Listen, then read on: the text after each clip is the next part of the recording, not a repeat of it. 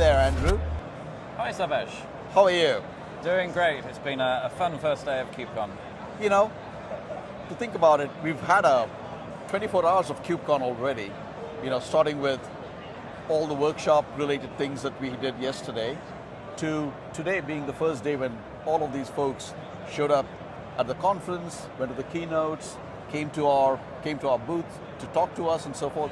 I mean, what kinds of customers or prospects did we have in this, in the workshop yesterday? We had a few financial institutions. We had some broadcasters, telcos, and also academic. What exactly did you do in the workshop that folks found it interesting yet pretty intense? We started by discussing some of the challenges around deploying stateful applications in Kubernetes. We installed Portworx. We provisioned an example database, a Postgres database. We also deployed Portworx Data Services, which is a control plane for managing databases as a service across your Kubernetes enterprise. So the thing that I also heard today, there was a few financial services companies that walked by the booth, right?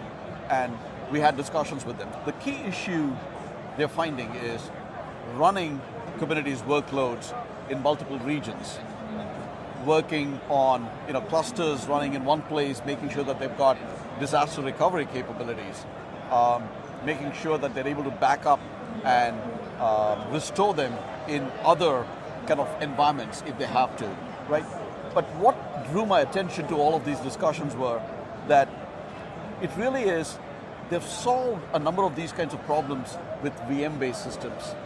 But coming to containers, they have to solve all these issues once again. So when I was talking to people on the booth last year at Valencia, a lot of organizations were looking at deploying stateful applications sometime in the future. But a lot of the conversations I've had today, organizations have already deployed these applications. They are trying to solve the problems of what happens when a data center fails, what happens if a disk fails, what happens if an availability zone fails, those kinds of problems.